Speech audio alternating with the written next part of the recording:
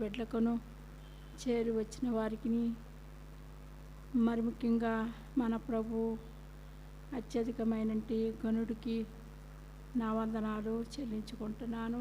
దేవుని బిడ్డలారా, దేవుని స్తోత్రం కలుగును గాక. మరి యొక్క సమయంలో యాకోబు 5వ అధ్యాయము 7 నుండి 11 వచనాలు చదువుకుందాము. సహోదరులారా, ప్రభు రాకడ వరకు ఓపిక కలిగి ఉండుడి. చూడుడి, వ్యవసాయకుడు తొలకరి వర్షమును కడవరి వర్షమును సమకూడు వరకు విలువైన భూఫలం నిమిత్తము ఓపికతో కాచుకొనుచు దాని కొరకు కనిపెట్టును కదా. ప్రభు రాక సమీపించుతున్నది కనుక మీరు ఓపిక కలిగి ఉండుడి. ఒకసారి ఆగుదాం. దేవునికి స్తోత్రములు కలుగును కాక. మరి ఇక్కడ యాకోబు యేసు ప్రభుకి 12 మంది శిష్యులు. దేవుని బిడ్డలారా, మరి ఆయన 12 మందిని పిలిచినప్పుడు వారు ఎదురు మాట్లాడకుండా ఆయన్ని వెంబడించినంటి అపోస్తులు వీరు, దైవజనులు. దేవునికి స్తోత్రం. మరి ఎంత గొప్ప సంగతో. ప్రభు పిలవగానే లోబడ్డారు. మనమైతే లోబడలేం.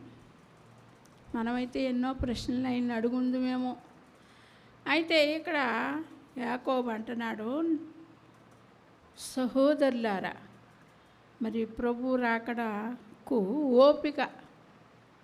దేవుని బిడ్డలారా, ప్రభు రాకడ బహు సమీపంగా ఉంది గనక మనం చాలా ఓపిక కలిగి ప్రభు రాకడ మరి ఓపిక కలిగి యుండుడి అంటున్నాడు.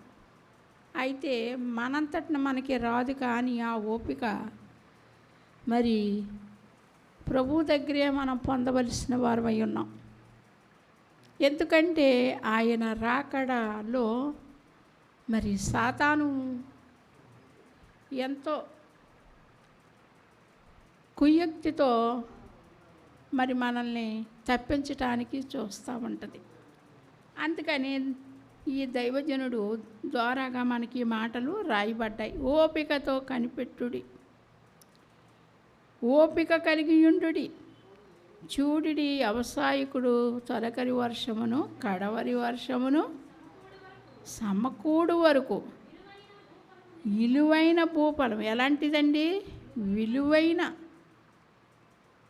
మరి ప్రభు మన కొరకై ఈ భూమినిచ్చి ఉన్నారు.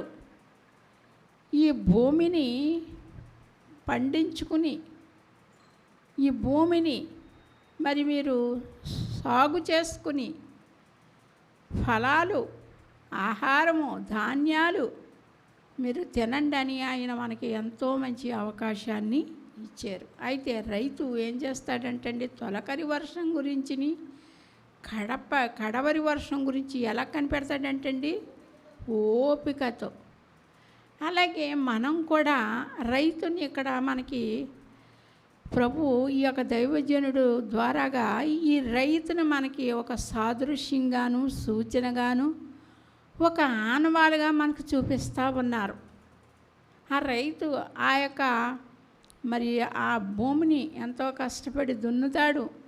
అందులో ఏ మలినం, ఏ రాళ్ళు, ఏది ఆ పంటకి అడ్డొచ్చే అన్నీ కూడా తొలగించి చక్కగా నీరు పెట్టి ఎంతో చక్కగా విత్తనాలు వేస్తాడు. మరి వర్షం కొరకు కనిపెడతాడు.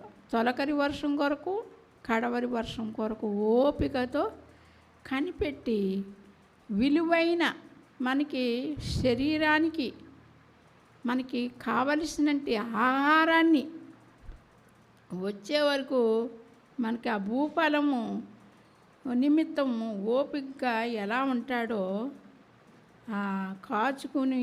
కాచుకుని దాని కొరకు కనిపెట్టును కదా. ప్రభువా, ప్రభు రాక సమీపించి ఉన్నది గనుక మీరును ఓపిక కలిగి ఉండుడి. ప్రభువు రాకడ సమీపిస్తూ ఉంది.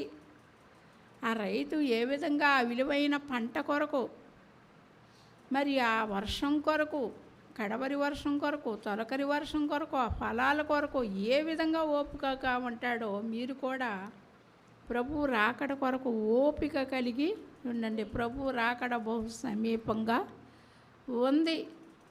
మరి ఆయన చెప్పిన సూచనలు జరుగుతూ ఉన్నాయి. యుద్ధాలు కలుగుతాయి, భూకంపాలు కలుగుతాయి, ఒకరికొకరు దోచుకుంటారు.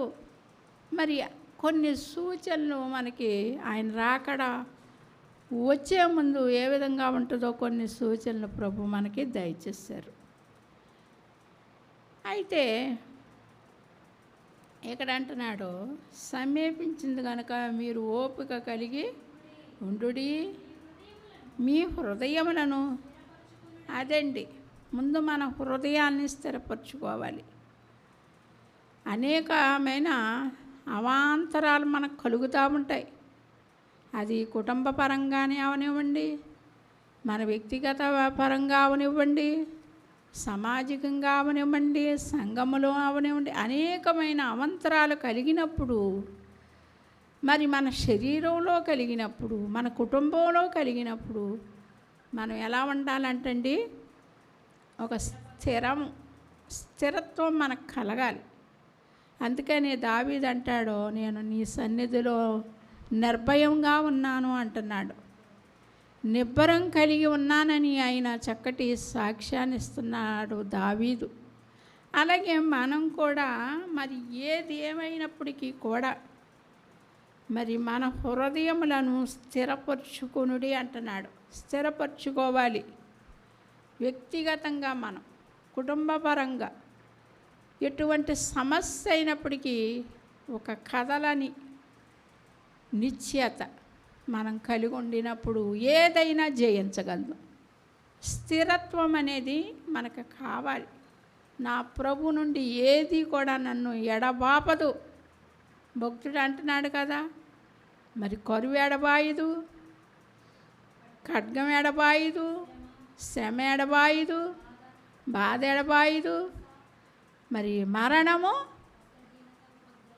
ఉపద్రవములు ఏది కూడా ఎడబాయదు అని భక్తుడు సెలవిస్తూ ఉన్నాడు జీవగ్రంథమందు. అలాగే మనకి స్థిరం కావాలి. ముందు ఏదేమైనప్పటికీ కూడా నన్ను ప్రభువు నుండి ఏది తొలగించలేదు అని ఒక స్థిరత్వం మనలోనూ కావాలి. మీ హృదయములను స్థిరపరుచుకొనిడి. నేను ఏది ఏమైనప్పటికీ కూడా నా ప్రభు నందు నేను నిలిచి ఉంటాను, నా మరణ పర్యాంతము వరకు, ఆయన రాకడ దినము వరకు అని ఒక నిశ్చలత మనలో కావాలండి దేవుని బిడ్డలారా. అలాగే సహోదరులారా, మీరు తీర్పు పొందకుండు నిమిత్తము ఒకని మీద ఒకడును సనగకుడి. ఇదిగో న్యాయాధిపతి, దేవునికి స్తోత్రములు కలుగునుగాక. మన దేవుడు, మన ప్రభువు, మన న్యాయాధిపతి మన వాకిటి దగ్గర ఉన్నారని ఎవరికైనా తెలుసా? అసలు తెలియదు కదా. ప్రభుని నమ్మిన మనము, క్రీస్తుని, యేసుక్రీస్తు వారిని అంగీకరించిన మనకైతే తెలుస్తుంది. మన వాకిట, మన హృదయం దగ్గర, మన ఇంటి వాకిటి దగ్గర మన ప్రభువు నిలిచి ఉన్నాడని. అన్య జనులకు, నామకార్థులకైతే ఈ విషయం తెలియదు. మన వాకిట దగ్గర ఎవరున్నారండి? న్యాయాధిపతి. సనుగుకోకండి సహోదరులారా, మీరు తీర్పు పొందకుండునట్లు. సహోదరులారా అంటున్నాడు ఇక్కడ పరిశుద్ధాత్ముడు. తీర్పు పొందకుండా, తీర్పు కొరకు రాలేదు యేసుప్రభు. తీర్పు నుండి జీవానికి పంపించటానికి యేసుప్రభు ఇక్కడికి వచ్చారు, ఈ భూలోకానికి వచ్చారు. తీర్పు మన మీదకి పంపించటానికి ఆయన రాలేదండి, తీర్పు నుండి జీవములోనికి పంపించటానికి వచ్చారు. అందుకని ఇక్కడ పరిశుద్ధాత్ముడు అంటున్నాడు, తీర్పు పొందకుండు నిమిత్తము ఒకని మీద ఒకడును సనగకుడి. దేవుని బిడ్డలారా, మరి చూడండి, మనకి ఇప్పుడు రేపు ఎలక్షన్లు మనకి ఇష్టమైన వారికి ఓటు వేస్తాం. ఏది ఏమైనప్పటికీ మనకి ఆ వ్యక్తులంటే ఇష్టం ఉన్నా ఇష్టం లేకపోయినా ఆ స్థానాన్ని, ఆ సింహాసనాన్ని ఎవరికి ఇవ్వబోతున్నాడో ప్రభు ఆయనకే తెలుసు. మనకెవరికి కూడా ఆ సంగతి తెలీదు. దాన్ని అగ్రస్థానాన్ని ప్రభు ఇచ్చి వ్యక్తులు ఆయన ఎన్నుకుంటారు. మనమైతే వారంటే కష్టంగా ఉండొచ్చు, కొన్ని అవంతరాలు మనకి జరిగినాయి. మరి క్రైస్తవులకి ఎంతో హింసలు కలుగుతున్నాయి. అయినప్పటికీ కూడా మరి మనం ఒకరి మీద ఒకరం సనుక్కోవలసిన వారం కాదు. దేవుని బిడ్డలారా, మీరు అధికారులకు లోబడి ఉండండి అంటున్నాడు. వారి కొరకు ప్రార్థన చేయండి. మీరు సుఖంగాను శాంతిగాను మరి సంతోషంగాను మీరు ఉండాలి అంటే ప్రతి ఒక్కరి కొరకు ప్రార్థన చెయ్యండి. అధికారులకు లోబడండి, వారి కొరకు ప్రార్థన చెయ్యండి అని చెప్తా ఉన్నారు ప్రభు. దేవుని బిడ్డలారా, ప్రభు మాటలు మరి కొన్ని మనకి కఠినముగా ఉండవచ్చును, కానీ ఆయన చిత్తం నెరవేర్చు దేవుడై ఉన్నాడు. ఆయన మహిమ తెచ్చుకుని దేవుడై ఉన్నాడు. అవి మనకి కొంచెం కఠినంగానే, చాలా ఇబ్బందిగానే కలిగి ఉండొచ్చు ఆ మాటలు. మీరు అధికారులకు లోబడి ఉండండి, వారికి లోబడాలి. వారి కొరకు మనం ప్రార్థన చెయ్యాలి. చూడండి, యేసుప్రభు వారు ఏమన్నారు సిలువ మీద? మీ విరోధులను క్షమించండి, వారి కొరకు ప్రార్థన చేయండి, వారిని దీవించండి. చూడండి, మనకి చాలా కష్టమైన మాటలు ఇవి. కష్టం కలిగి కఠినమైన మార్గాల్లో ప్రభు మనల్ని నడిపిస్తూ ఉంటారు. మన ప్రభుకున్నంటి గొప్ప మరి ఆయనకి గొప్ప గుణం కలిగిన వారు ప్రభు. క్షమించమంటున్నాడు, అంతమట్టుకే కాక వారిని దీవించమంటున్నాడు, వారి కొరకు ప్రార్థన. 3 అంశాలు ఇచ్చారు ప్రభు సిలువ మీద. మీకు శత్రుత్వంగా ఉన్నవారి కొరకు ప్రార్థన చేయండి, క్షమించండి, దీవించండి అంటున్నాడు. దీవించగలదుమా?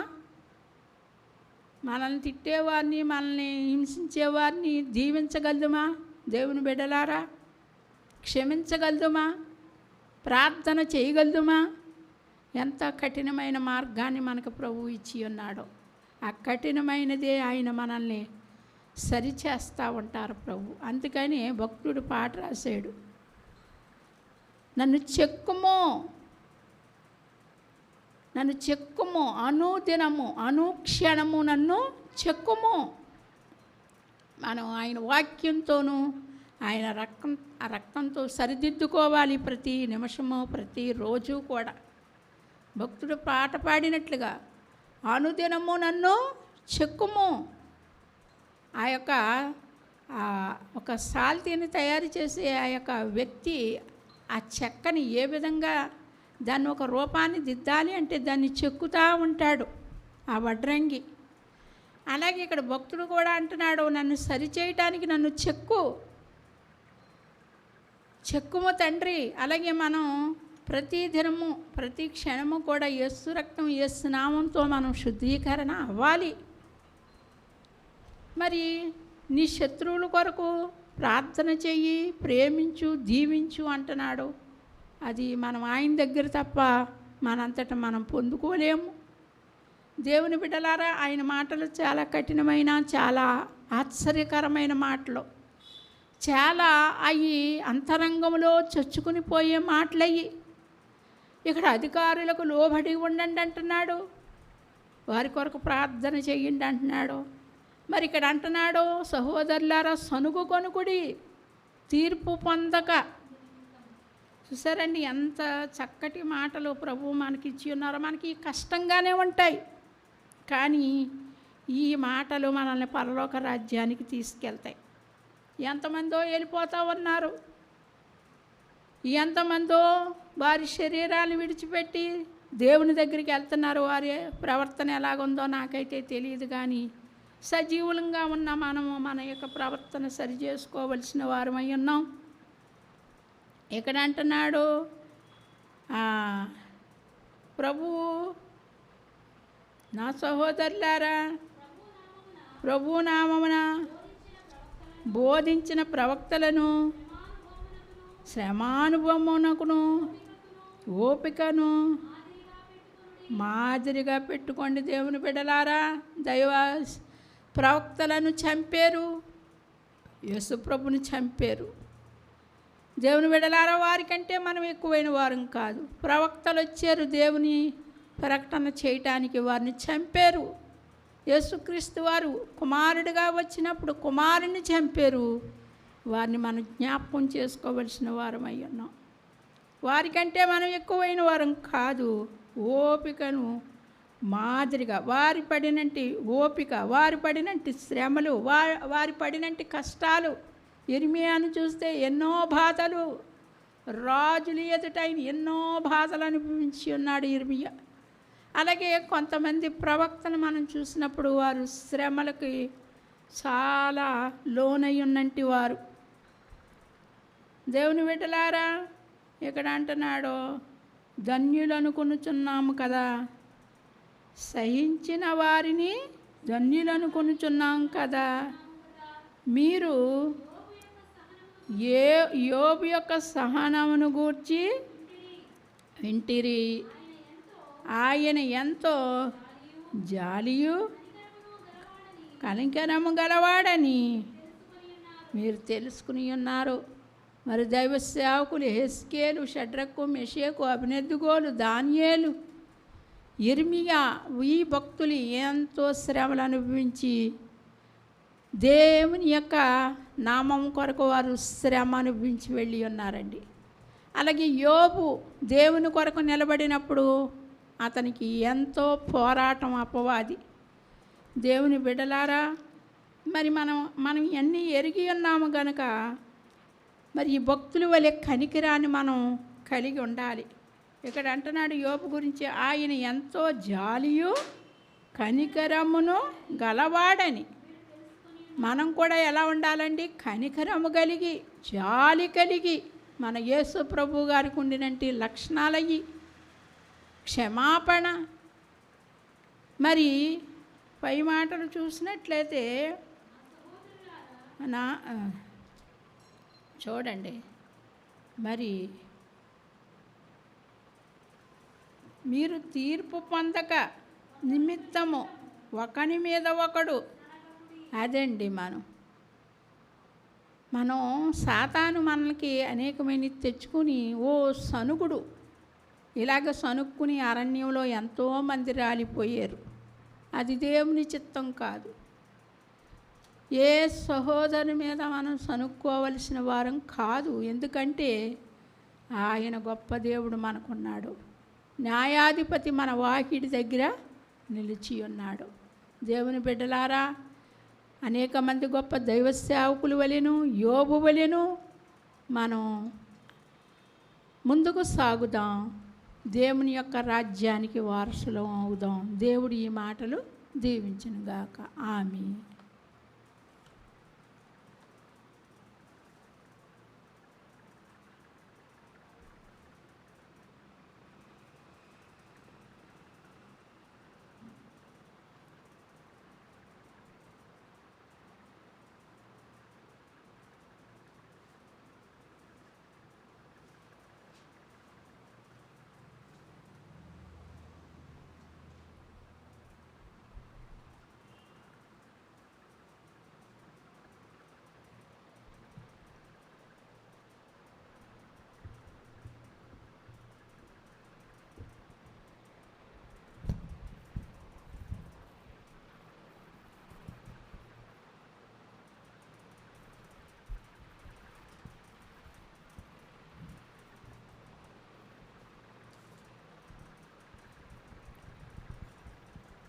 దేవుడే మన పక్షమయ్యుండగా, రక్షణ దుర్గమయ్యుండగా. దేవుడే మన పక్షమయ్యుండగా, రక్షణ దుర్గమయ్యుండగా. కోటయు కొండయుండగా, కోటయు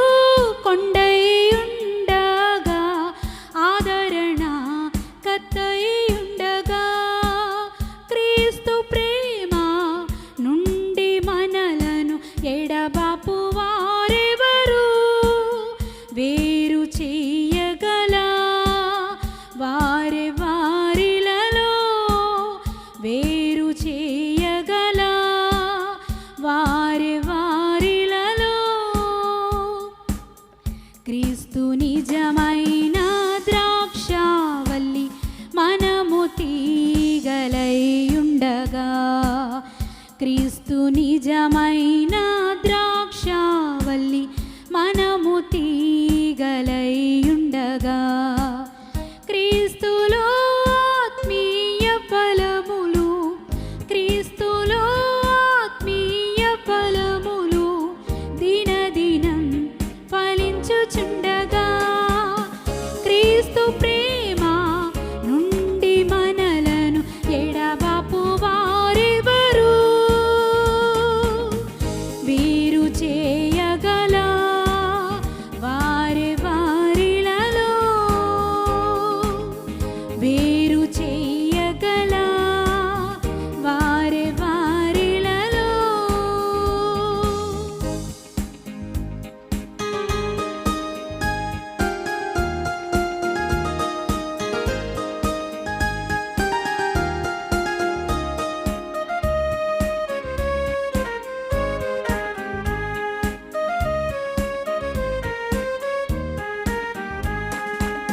బంధము నిర్బంధమైనను కష్టములు కరువైనను బంధము నిర్బంధమైనను కష్టములు కరువైనను అపవాది శోధనలు ఉరులు అపవాది శోధనలు ఉరులు ఎన్నెన్నో పైబడినాను క్రీస్తు ప్రేమ నుండి మనలను ఎడబాపు వారెవరు వేరు చేయగల వారి వారిలలో వేరు చేయగల వారి వారిలలో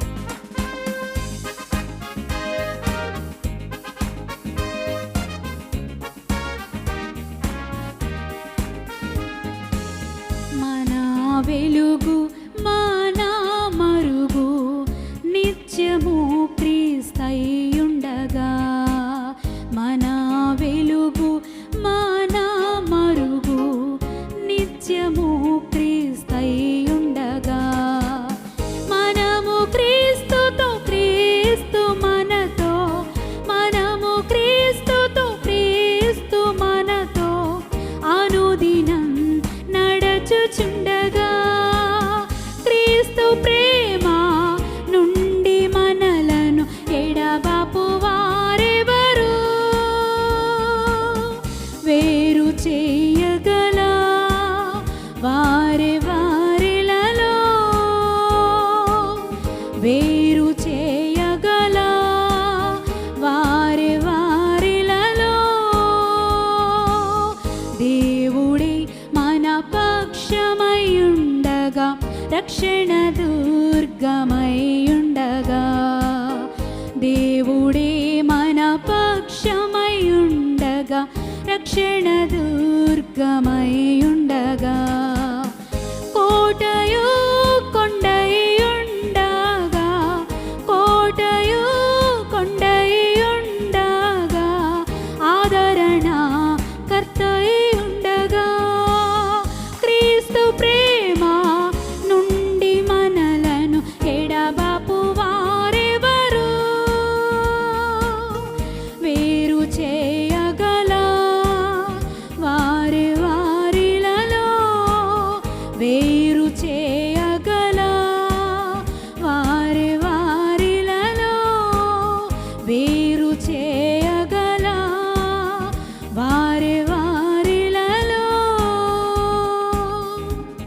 హల్లెలూయా.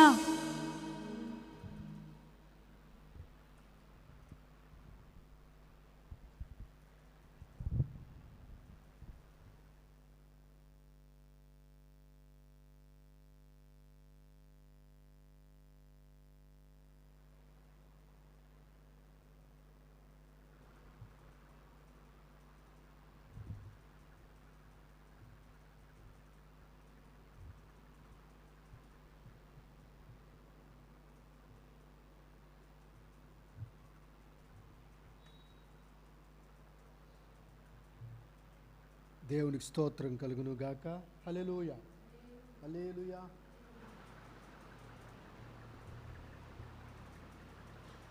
ప్రభు అయిన యేసు క్రీస్తు నామములో మీకందరికీ నా యొక్క ప్రత్యేకమైన వందనాలు తెలియచేస్తా ఉన్నాను. దేవుడు తన ఉచితమైన కృప చేత మనలను మరలా మరి యొక్క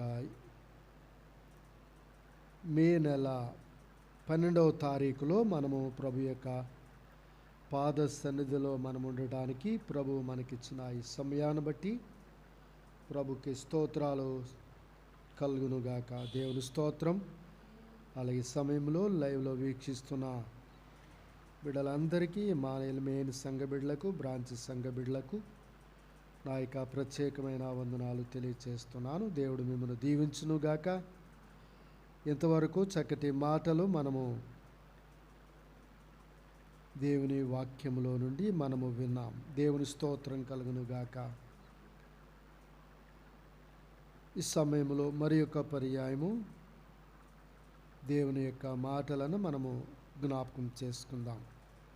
అపోస్తలుల కార్యములు 2వ అధ్యాయములో 27వ వచనము నుండి మనము కొన్ని మాటలను మనము ధ్యానం చేసుకుందాం.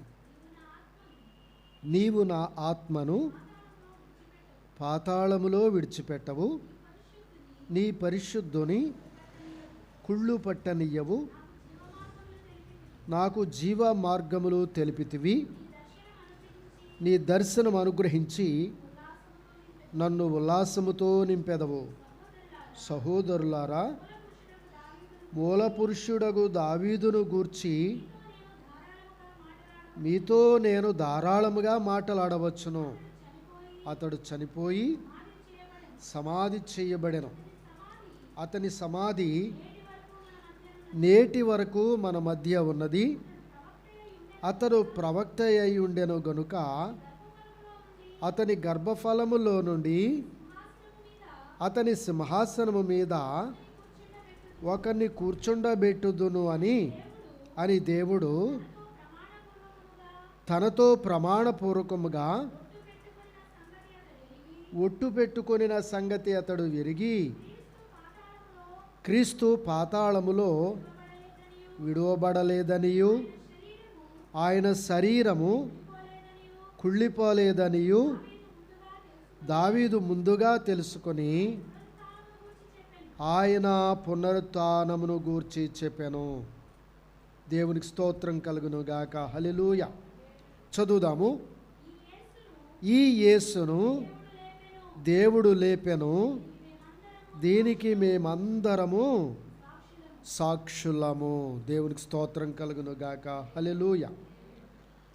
కాబట్టి ఇక్కడ ప్రభువు అయిన యేసు మరణమును గూర్చి, మృతుల పునరుత్థానమును గూర్చి అపోస్తలుడైనటువంటి పేతురు అపోస్తలుల కార్యములు 2వ అధ్యాయములో దాదాపు 25 వచనాల నుండి ఆయన మాట్లాడుట మనము చూస్తున్నాం. దేవునికి స్తోత్రం కలుగును గాక. అయితే దేవుడు తన కుమారుడైన క్రీస్తును పంపిస్తే మీరు ఆయనను సిలువ వేసి ఆయనను చంపి ఆయనను సమాధి చేసేశారు అని దేవుడు తన కుమారుడైన యేసును లేపాడు, దీనికి మేమందరము సాక్షులము అని అపోస్తలుడైన పేతురు తను వివరిస్తూ ఉన్నాడు. అయితే 37 వచనములోనికి మనము వెళ్ళినప్పుడు 37 వచనంలో ఆయన చెప్తాడు, వారందరూ కూడా అంటారు, అయ్యా మరైతే మేమేం చేయాలి? యూదుల యొక్క అక్రమాలు అవన్నీ కూడా క్రీస్తును సిలువ వేశాయి, అయితే దేవుడు ఆయనను లేపాడు అని చెప్పని మీరు చెప్తున్నారు, కాబట్టి ఇప్పుడు మా హృదయాలలో మేము నొచ్చుకున్నాము, కాబట్టి మేమేమి చేయాలి అని చెప్పని ఆ ప్రజలందరూ అడుగుతుండగా పేతురు చెప్తున్నాడు, మీరు మారు మనస్సు పొంది పాప క్షమాపణ నిమిత్తము ప్రతివాడు యేసుక్రీస్తు నామమున బాప్తిస్మము పొందుడి. దేవునికి స్తోత్రం కలుగునుగాక. అంతేకాకుండా ఇంకా చెప్తున్నాడు, 40 వచనము నుండి కూడా చెప్తున్నాడు, ఇంకను అనేక విధములైన మాటలతో సాక్ష్యమిచ్చి మీరు మూర్ఖులకు ఈ తరము వారికి వేరై రక్షణ పొందుడని వారిని హెచ్చరించెను. ఇక్కడ ఇంకా మారు మనసు అనే దాని విషయంలో ఇంకొక మాట ఇక్కడ కనబడుతూ ఉన్నది. ఏంటి అంటే, మూర్ఖులైనటువంటి వారి మాటలు, పాటలు, పద్ధతులు, వారి నడవడిక అనుసరించకుండా వారికి వేరుగా ఉండి రక్షించబడాలి అని అపోస్తలుడైన పేతురు జ్ఞాపకం చేస్తూ ఉన్నాడు.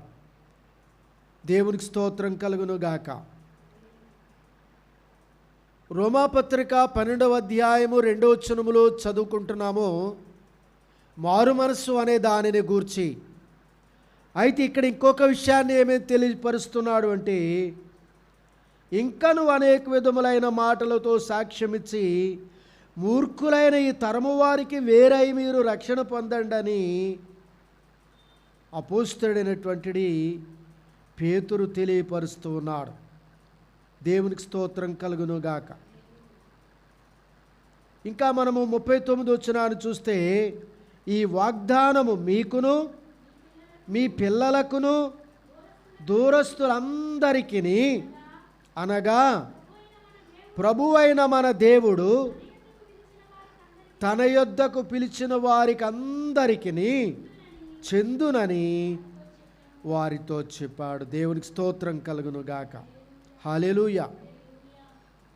కాబట్టి ఇక్కడ మనము చూస్తున్నాము, తన యొద్దకు పిలిచిన వారికి అందరికీ కూడా ఈ వాగ్దానం ఏంటా? వాగ్దానం ఏంటి? పరిశుద్ధాత్మ యేసుక్రీస్తు నామమున బాప్తిస్మం పొందినటువంటి ప్రతి ఒక్కరికి కూడా పరిశుద్ధాత్మ అనే వరము అనుగ్రహించబడుతుంది అని పేతురు చెప్తున్నాడు. ఆ 11 మందితో కూడా లేచి నిలబడి పేతురు తెలియపరుస్తూ ఉన్నాడు. దేవునికి స్తోత్రం కలుగునుగాక. హల్లెలూయా. కాబట్టి ఈ దినాన్ని మనము చూస్తే బాప్తిస్మం పొందినటువంటి వారందరూ కూడా పరిశుద్ధాత్మ అనే వరము కొరకు వారు వేచి చూడాల్సిన అవసరత ఉన్నది. బాప్తిస్మం పొందినటువంటి వారు కొంతమంది అంటారు, మేము అప్పుడే పొందేస్తామండి. ఎలాగైతే ప్రభువైన యేసుక్రీస్తును గూర్చి ఆయన వాక్యములో చెప్పారో, అపోస్తలుల కార్యములు 2వ అధ్యాయములు చెప్పారో, అలాగే మేము అప్పుడే పొందేస్తామండి పరిశుద్ధాత్మని వరాన్ని అని చెప్పని చాలామంది చెప్పుకుంటారు. అయితే ఇంతకుముందు మనము యాకోబు పత్రికలో విన్నాము. యాకోబు పత్రికలో అపోస్తలుడైనటువంటి లేకపోతే యేసు ప్రభు సహోదరుడైన యాకోబు చెబుతూ ఏమంటున్నాడంటే, క్రియలు లేని విశ్వాసము మృతము అని చెప్పని ఆయన తెలియపరుస్తూ ఉన్నాడు. క్రియలు లేని విశ్వాసము మృతము. అక్కడ ఆయన ఏమని సంబోధిస్తున్నాడంటే, వ్యర్థుడా, విశ్వాసిని అని చెప్పుకుంటున్నావు నీవు, అయితే క్రియలు ఉన్నాయా? నీ విశ్వాసము క్రియలు లేనిదైతే అది మృతమే అని యాకోబు తాను వ్రాసిన పత్రికలో తెలియపరుస్తున్నాడు. దేవునికి స్తోత్రం కలుగునుగాక. హల్లెలూయా.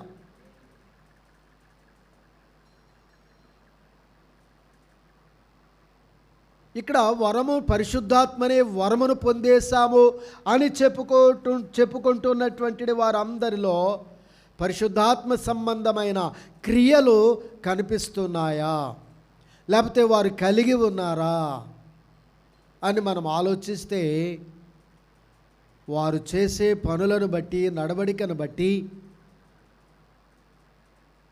వారి మాటలను బట్టి, వారి తీరు తెన్నులను బట్టి వారు పరిశుద్ధాత్మ చేత నడిపించబడుతున్నారా లేదా అనేటువంటి దానిని మనం స్పష్టంగా గ్రహించగలము.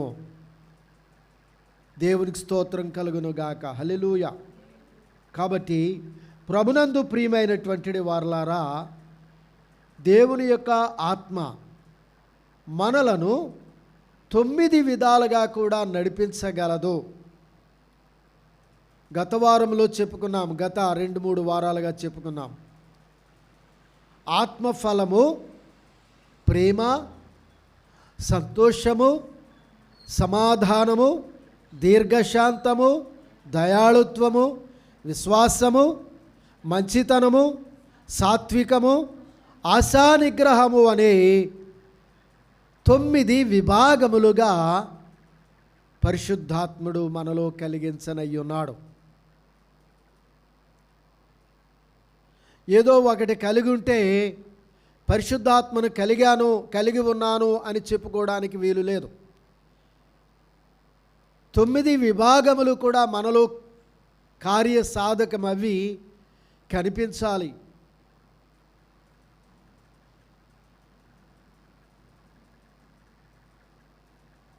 కనుక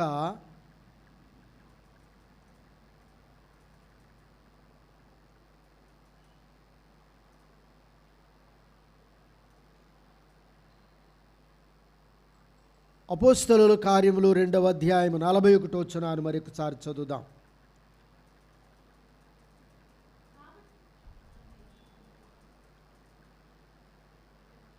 41.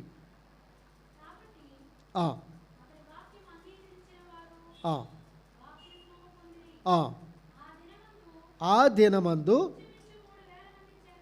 చూసారా, ఇక్కడ అంటున్నాడు, ఇక్కడ ఆ దినమందు ఇంచుమించు 3,000 మంది పరిశుద్ధాత్మ చేత నింపబడి బాప్తిష్మం పొంది, లేకపోతే బాప్తిష్మం మారు మనసు పొంది బాప్తిష్మం పొందినటువంటి వారిని మనము చూడగలుగుతున్నాం.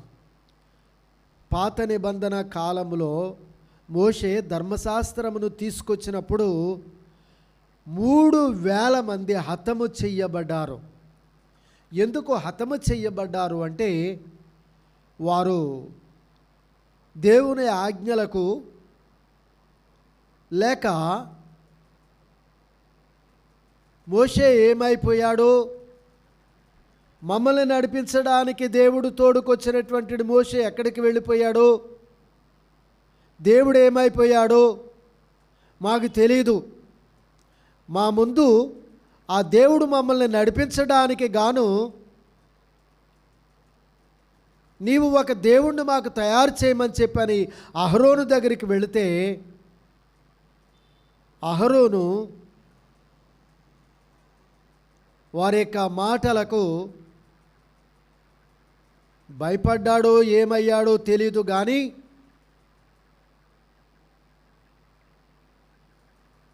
వారి దగ్గర ఉన్నటువంటి వెండి బంగారములన్నీ కూడా తీసుకొచ్చి ఇమ్మని చెప్తే వారు తీసుకొని వెళ్ళారు. ఆ వెండి బంగారములన్నీ కూడా కరిగి దానిని ఒక దూడను చేశాడు. ఇదే మిమ్మల్ని ఐగుప్తు దేశం నుంచి తీసుకొచ్చిన దేవుడు అని చెప్పని వారు ముందు పెడితే వారు ఆ దూడ ముందు నాట్యం చేశారు. మోషేతో దేవుడు చెప్పాడు, నీ జనులు చెడిపోయారు, వెళ్ళు, త్వరగా వాళ్ళ దగ్గరికి వెళ్ళు అని చెప్పని మోషేతో దేవుడు చెప్పినప్పుడు వారి దగ్గరకు వచ్చాడు. వారిని చూసేటప్పటికి చాలా భయంకరమైన రీతిగా వారు ఆ దూడ ముందు, బంగారపు దూడ ముందు వాళ్ళు నాట్యములాడుతూ డ్యాన్సులు వేస్తూ అజ్ఞానంగా వారు ప్రవర్తిస్తూ వారు ఆ యొక్క దూడను తీసుకొని వారు డ్యాన్సులు వేస్తూ ఉన్నారు. వారు ఆ యొక్క డ్యాన్సులు వేస్తూ ఉండగా వారు ఆ దూడను తీసుకొని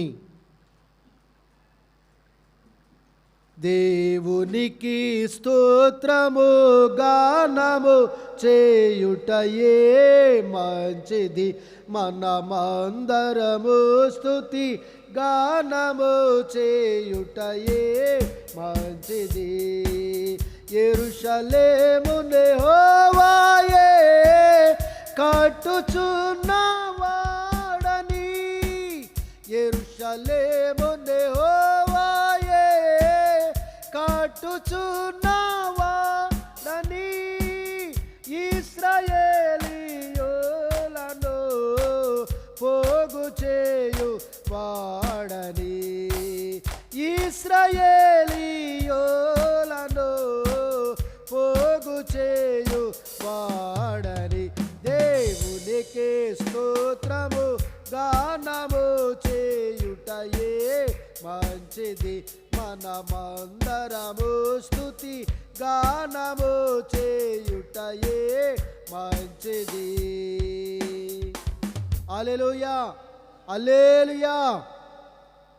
కాబట్టి ఆ దినాన్న మోషే కొండ దిగి వచ్చి, యెహోవా పక్షమున ఎవరు ఉన్నారు, వారందరు ఇటువైపుకి రండి అని చెప్పని వారినందరినీ వేరు చేసి ఆ దూడను పూజిస్తున్నటువంటి వారిని అందరినీ కూడా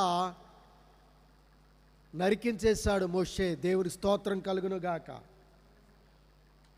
అప్పుడు ఆ బంగారపు దూడను కూడా కాల్చివేసి ఆ బూడిద నీటి మీద చల్లించి ఆ నీటిని ఇశ్రాయేలీయుల చేత త్రాగించాడు. దేవునికి స్తోత్రం కలుగును గాక. హల్లెలూయా. ఆ రోజు మోషే దేవుని ధర్మశాస్త్రాన్ని 10 ఆజ్ఞలు కలిగినటువంటి రాతి పలకలను తీసుకొని వచ్చినప్పుడు 3,000 మంది హతమైపోయారు. అయితే పరిశుద్ధాత్ముడు సంఘము పైకి దిగి వచ్చినప్పుడు, క్రొత్త నిబంధన సంఘము వైపు దిగి వచ్చినప్పుడు 3,000 మంది రక్షించబడ్డారు. దేవునికి స్తోత్రం కలుగును గాక. హల్లెలూయా, హల్లెలూయా. కాబట్టి ఇంకను అనేక విధములైన మాటలతో సాక్ష్యమిచ్చి మీరు మూర్ఖులకు ఈ తరము వారికి వేరై రక్షణ పొందుడని వారిని హెచ్చరించెను. కాబట్టి అతని వాక్యం అంగీకరించిన వారందరూ బాప్తిస్మము పొందిరి. ఆ దినమందు ఇంచుమించు 3,000 మంది చేర్చబడిరి. దేవునికి స్తోత్రం కలుగును గాక. హల్లెలూయా, హల్లెలూయా. కాబట్టి ఆ సంఘములో చేర్చబడిన గుంపు, ఆ దినమున చేర్చబడిన గుంపు, దానిలో నీవున్నావా?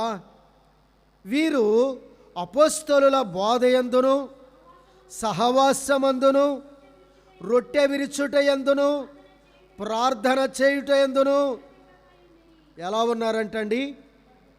ఎడతెగక ఉన్నారంట. ఒకసారి దెస్సలోనికలకు రాసిన మొదటి పత్రిక 5వ అధ్యాయము 18వ వచనాన్ని కూడా ఒకసారి చదువుదాం. దెస్సలోనికలకు రాసిన మొదటి పత్రిక 5వ అధ్యాయము 18వ వచనము నుండి చదువుదాం. ప్రతి విషయమునందును కృతజ్ఞతాస్తుతులు చెల్లించుచు ఎలాగు చేయుట యేసుక్రీస్తునందు ఈ విషయములో దేవుని చిత్తము. ఆత్మను ఆర్పకుడి, ప్రవచించుటను నిర్లక్ష్యము చేయకుడి, సమస్తమును పరీక్షించి మేలైన దానిని చేపట్టుడి, ప్రతి విధమైన కీడునకును దూరముగా ఉండుడి. 17వ వచనం చదువుదాం, చూడండి.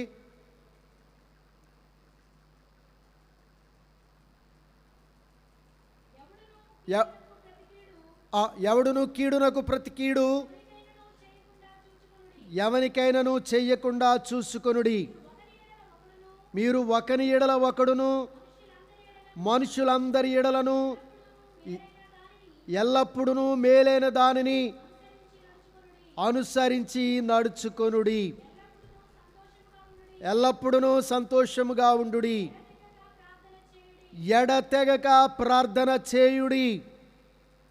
ఏమంటున్నాడు అపోస్తలుడైన పౌలు? దాదాపు దేవుని యొక్క సంఘము మీదికి పరిశుద్ధాత్ముడు దిగివచ్చినప్పుడే అపోస్తలుడైన పేతురు వారితో ఏం చెప్తున్నాడు? వీరు అపోస్తలుల బోధయందును, సహవాసమందును, రొట్టె విరుచుట యందును, ప్రార్థన చేయుట యందును ఎడతెగక ఉండిరి. దేవునికి స్తోత్రం కలుగును గాక. హల్లెలూయా. అపోస్తలుల బోధయందు, 2 సహవాసమందు, 3 రొట్టె విరుచుట యందు, 4 ప్రార్థన చేయుట యందు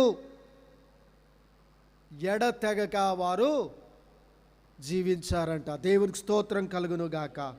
హల్లెలూయా.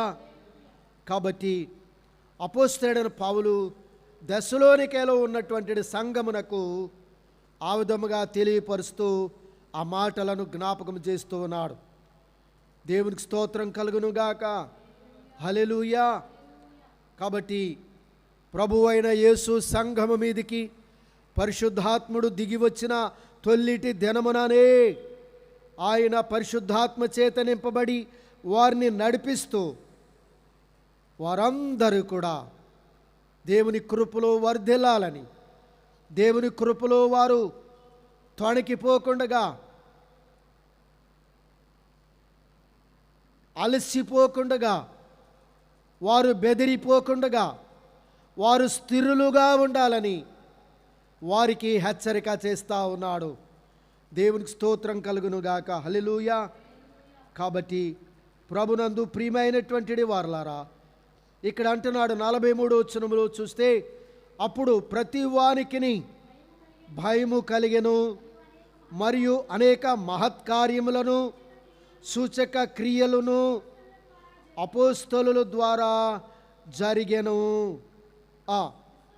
విశ్వసించిన వారందరూ ఏకముగా కూడి తమకు కలిగినదంతయు సమ్మిష్టిగా ఉంచుకొనిరి. దేవునికి స్తోత్రం కలుగునుగాక.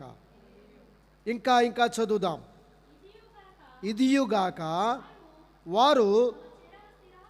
వారు తమ చర స్థిరాస్తులను అమ్మి అందరికీ వారి వారి అక్కర కొలది పంచిపెట్టిరి.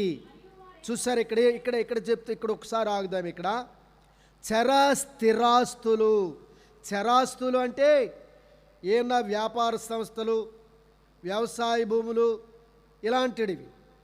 స్థిరాస్తులు అంటే కట్టుకున్నటువంటి ఇండ్లు, వారు ధరించేటువంటి నగలు, వారికి ఉన్నటువంటి యావదాస్తి కూడా అమ్మి అందరికీ వారి వారి అక్కర కొలది పంచిపెట్టుకున్నారంట వారు. దేవుడికి స్తోత్రం కలుగునుగాక. ఇంకా చదువుదాము. మరియు వారు ఏక మనస్కులై ప్రతిదినము దేవాలయములో తప్పక కూడుకొనుచు ఇంటింటా రొట్టె విరుచుచు దేవుని స్తుతించుచు ప్రజలందరి వలన దయ పొందిన వారై ఆనందముతోనూ నిష్కపటమైన హృదయముతోనూ ఆహారము పుచ్చుకొనుచుండిరి. మరియు ప్రభువు రక్షణ పొందుచున్న వారిని అనుదినము వారితో చేర్చుచుండెను. దేవునికి స్తోత్రం కలుగును గాక. హల్లెలూయా, హల్లెలూయా. అప్పటి తొల్లిటి దినాలలోనే అపోస్తలులు కార్యములు 2వ అధ్యాయములో పరిశుద్ధాత్ముడు దిగివచ్చిన తరువాతనే సంఘము కట్టబడి, సంఘము అంచెలంచెలుగా ఎదిగి, వారు ఆనందముతో నిష్కపటమైన హృదయముతో ఆహారము పుచ్చుకొనుచుండిరి. అంతేకాకుండా రక్షణ పొందుచున్న వారిని ప్రభు ఏం చేస్తున్నాడంటండి, వారితో కూడా అనుదినము వారితో కూడా చేర్చుచూ ఉన్నాడంట. మత్తయి సువార్త 28వ అధ్యాయము ఆఖరి వచనములో కూడా చూసినట్లయితే ఒక మాట మనకు కనబడుతున్నది. మత్తయి సువార్త 28వ అధ్యాయము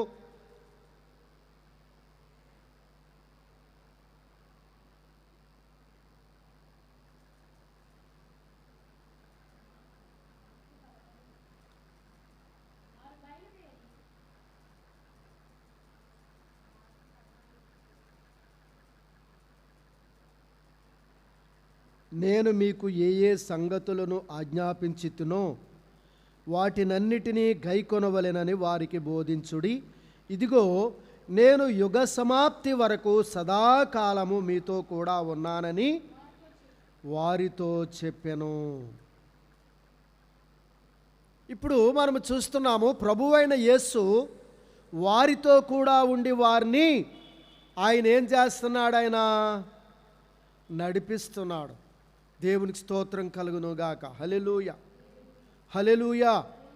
కాబట్టి ప్రభునందు ప్రియమైనటువంటి సంఘమా, మన యొక్క విశ్వాస జీవితంలో, మన యొక్క ఆత్మీయ జీవితంలో మనము ప్రభువునందు మనము ఏమవ్వాలి, మనము దినదినము కూడా మనము ఎదగాలి. ఏ విషయంలో ఎదగాలి, మనము ఏ విధంగా మనం ఎదగాలి? ఆత్మీయ జీవితంలో, ఆత్మీయ జీవితంలో మనము ఎదగవలసిన వారమై మనము ఉంటున్నాం. దేవునికి స్తోత్రం కలుగును గాక. హల్లెలూయా. యోహాను సువార్త 10వ అధ్యాయము 10వ వచనాన్ని ఒకసారి చదువుదాం.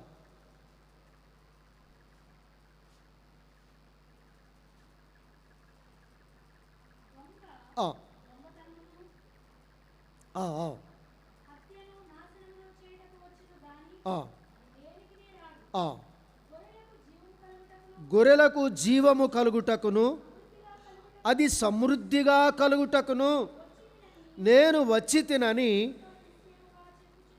చూసారా, ప్రభు అయిన యేసు క్రీస్తు దేని కొరకు వచ్చాడు? ఆయన మనకు జీవం ఇవ్వడానికి, అది సమృద్ధిగా, అది మనలో అభివృద్ధి చెందటానికి ఆయన వచ్చాను అని చెప్పి ఆయన తెలియపరుస్తున్నాడు. దేవునికి స్తోత్రం కలుగును గాక.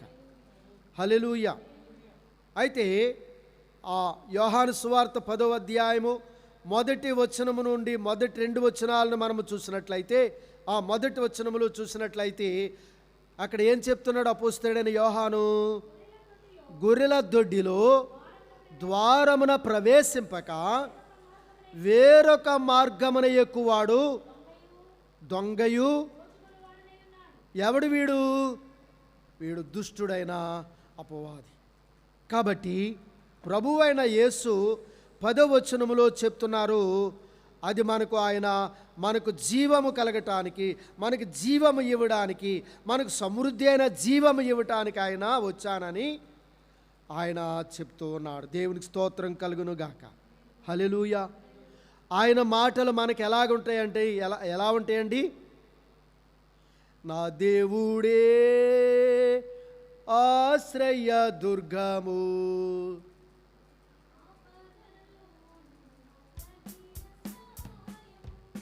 నా దేవుడే నా ఆశ్రయ దుర్గము, ఆపదల్లో నమ్మదగిన సహాయము. హల్లెలూయా. కాబట్టి మన దేవుడు ఎప్పుడండి మనకు ఆశ్రయము? ఆపదల్లో, శ్రమలో, కష్టముల్లో ఆయన మనకు ఆశ్రయముగా ఉన్న దేవుడు. దేవునికి స్తోత్రం కలుగును గాక. హల్లెలూయా. కాబట్టి మన హృదయాలను ఆయన కొరకు తెరుచుకొని, మన హృదయాలలో ఆయనకు స్థానమిచ్చి, మన హృదయాల్లో ఏముంటుందండి ఎక్కువ? మన హృదయాల్లో ఉండేదంతా నేను, ఐయామ్ నో, నేను అనే దానిని మనము మన హృదయముల్లో నుండి తొలగించుకుని ప్రభువును మనము ప్రతిష్ఠించుకున్నట్లయితే మన హృదయముల్లో ఆయన గొప్ప విశ్రాంతిని ఆయన మనకిస్తానంటున్నాడు. దేవునికి స్తోత్రం కలుగును గాక. కాబట్టి మనకు సమృద్ధి అయినటువంటి జీవమునివ్వడానికి ఆయన ఈ లోకంలోనికి ఆయన తన పరిశుద్ధాత్మను పంపించాడు, మన మీదకి పంపించాడు. అయితే మనము ఆ పరిశుద్ధాత్మకు మనం ఏమవ్వాలండి? దినదినము కూడా మనము సరెండర్ అవ్వాలి. ఆ పరిశుద్ధాత్మకు దినదినము కూడా మనము విధేయులం అవ్వాలి. ఆ పరిశుద్ధాత్మ చేత మనము నింపబడాలి. ఒక మాట జ్ఞాపం చేసి నేను ముగిస్తాను. ప్రొద్దు టిఫిన్ చేసాం కదండి, మరలా దేనికి మనం సిద్ధపడతాం? మనము చర్చ అయిపోగానే లంచ్కి మనం సిద్ధపడతాం కదా. అంటే తింటాం లేదా? అంటే ఇంచుమించులో 3-4 అవర్స్ అవుతుందన్నమాట. 3-4 అవర్స్కి మనం మళ్ళా మార్నింగ్ బ్రేక్ఫాస్ట్ చేస్తాము, మరలా మిడ్ డే మరలా ఏం చేస్తాం? మనము లంచ్ చేస్తాం. మరలా 7 o'clock మళ్ళీ 8 o'clock మళ్ళీ ఏం చేస్తాం? మళ్ళీ డిన్నర్ చేసేస్తాం. అంటే per day, each day 3 times మనం బాడీకి ఏం పెడుతున్నాం? మనము డిన్నరు, లంచ్, బ్రేక్ఫాస్ట్ ఇవన్నీ పెట్టేస్తున్నాం. మరి అందులో ఉంటుందంటారా? అరేరే ఉండదు. కానీ జీవవాక్యము అది మనము ధ్యానిస్తూ, మనము ఆయన సన్నిధిలో మోకరించి ప్రార్థిస్తూ ఉన్నప్పుడు మన ఆత్మకు అలాగే సమృద్ధి అయినటువంటి జీవమును కలిగించి మన ఆత్మని ఎంతగానో బలపరుస్తూ ఉంటుంది. అందుకని అపోస్తలుడైన పౌలు ఒక చోట చెప్తాడు, మా బాహ్య పురుషుడు కృషించుచున్నను, ఆంతర్య పురుషుడు దినదినము కూడా ఏమవుతున్నాడంటండి? నూతన పరచబడుచు ఉన్నాడంట. అది మన అంతరంగ పురుషుడు దినదినము బలమును పొందుకోవాలి, ఆత్మీయ బలమును పొందుకోవాలి. అప్పుడు మనము ప్రభు కొరకు ఏమి చేయటానికైనా మనము సిద్ధపడగలుగుతాము. ఆఖరికి మన ప్రాణం ఇవ్వటానికైనా మనము సిద్ధపడగలుగుతాము. అపోస్తలుడైన పౌలు మరి దెసలోనిక సంఘస్థులను, ఎఫెసు సంఘస్థులను, మరి ఇంకా ఉన్నటువంటి సంఘస్థులందరినీ కూడా, ఫిలదెల్ఫియాలో ఉన్నటువంటి సంఘస్థులను, మరి అలాగే ఆసియా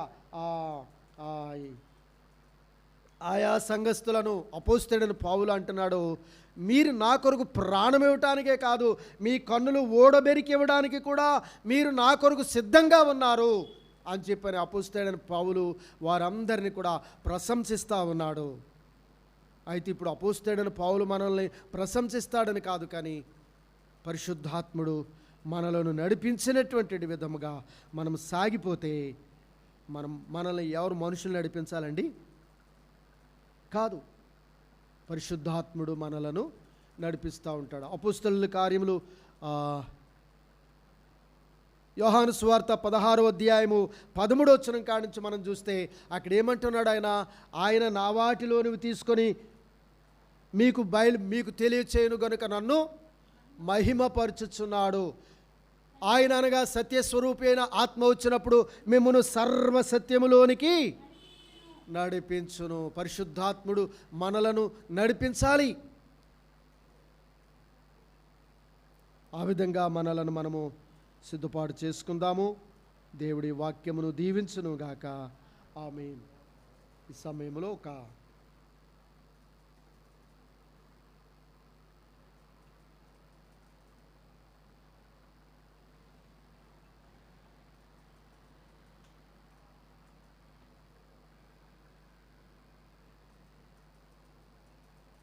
రేణు వచ్చే పాట పాడుతుంది. పాట పాడుతుండగా కానుకలు స్వీకరించబడతాయి.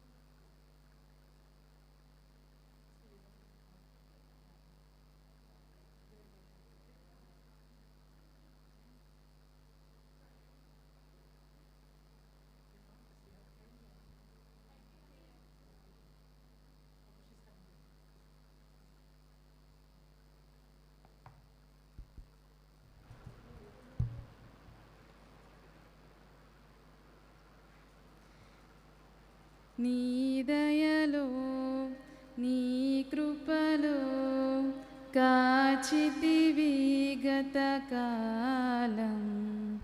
నీ దయలో నీ నీడలో కాయుమయా జీవితాంతం. నీ ఆత్మతో నన్ను నింపుమా, నీ సేవలో ఫలింపగా దేవా. దేవా నీ దయలో నీ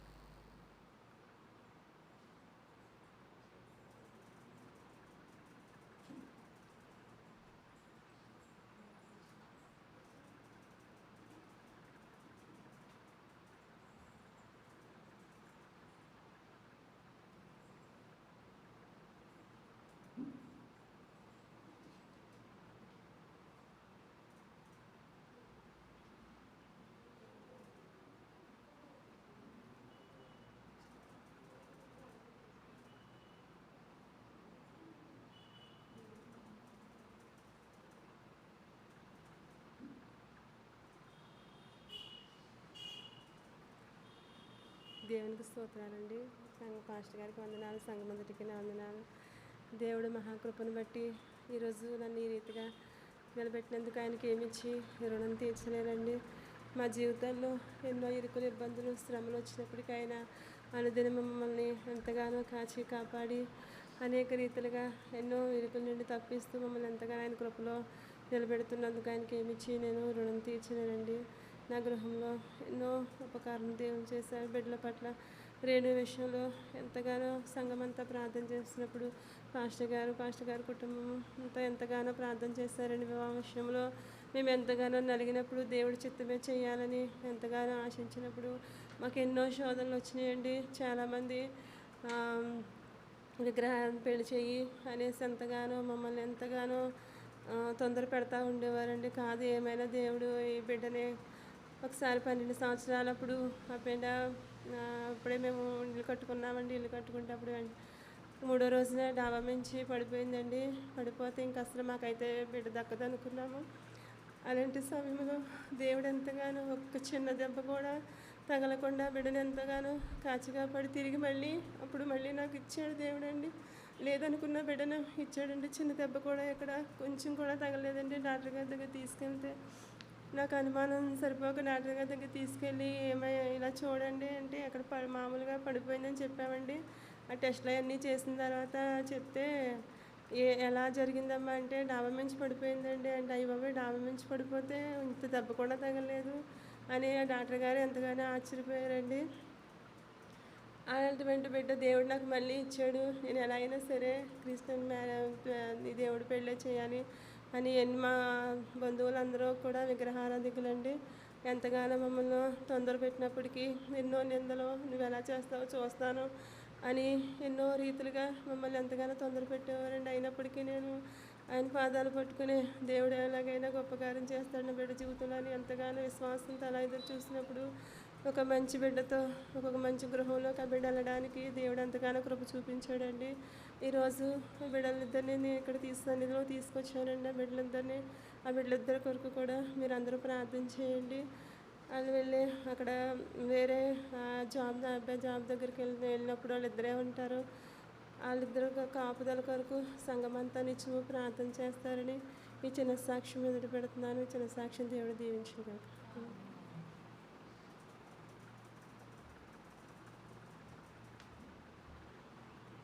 దేవునికి స్తోత్రం కలుగును గాక. హల్లెలూయా. సమయంలో మరి సహోదరి చక్కటి సాక్ష్యం చెప్పారు. ఇక్కడ డాబా మీద పడిపోయిన పరిస్థితుల్లో మరి చాలా దేవుడు గొప్ప అద్భుత కార్యాన్ని దేవుడు చేశాడు. మరి దాదాపు 12 అడుగులు హైట్ నుంచి 14 అడుగులు హైట్ నుంచి అలా పడిపోయినప్పుడు కింద మరి రాళ్ళు ఉన్నాయి, చెట్లు ఉన్నాయి. మరి ఏ విధంగానూ కూడా ఏ విధమైన దెబ్బ తాగకుండా దేవుడు చాలా తప్పించాడు. అప్పటికి 4-5 సంవత్సరాలు ఉంటాయేమో, మరి 6 సంవత్సరాలు ఉంటాయి అనుకుంటున్నాను నేను. అయితే దేవుడు అలాంటి అద్భుతాన్ని దేవుడు చేశాడు. దేవుని స్తోత్రం కలుగును గాక. అలాగే మరి వారి యొక్క బంధువులందరూ కూడా మరి హిందువులు పెళ్లి చేయాలి అని చెప్పని వారందరూ కూడా పట్టుపట్టినప్పటికీ కూడా మరి సహోదరి అలాగే వారు కూడా బిడ్డలు నిలబడ్డారు. అలాగే సత్యనారాయణ గారు కూడా సహకరించారు. దేవుని స్తోత్రం కలుగును గాక.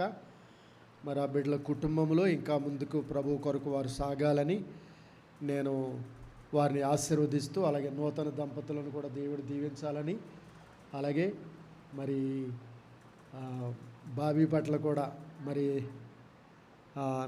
నాని కుటుంబము మరి ఆ బిడ్డలిద్దరు కుటుంబము వర్ధిల్లాలని, అలాగే బాబీ పట్ల కూడా మరి దేవుడు మంచి కార్యం చేయాలని, అలాగే ఆ కుటుంబంలో సత్యనారాయణ గారు ఇంకా ఉన్నారు, ఆయన కూడా ప్రభు దగ్గరికి రావాలని ప్రార్థన చేస్తూ ఉన్నాము.